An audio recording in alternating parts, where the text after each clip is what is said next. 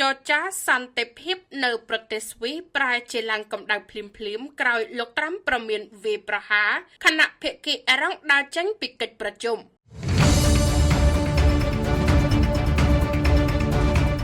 កិច្ចពិភាក្សាបញ្ចប់សង្គ្រាមរវាងសហរដ្ឋអាមេរិកនិងអេរ៉ង់ដែលប្រព្រឹត្តធ្វើឡើងនៅប្រទេសស្វីសកាលពីថ្ងៃអាទិត្យទី21ខែមិថុនាប្រែជាឡើងកម្ដៅភ្លាមៗដោយសារតែភាគីទាំងពីរបោះពាក្យគម្រាមគ្នាទៅវិញទៅមកដើម្បីសង្កត់ទុកចរចា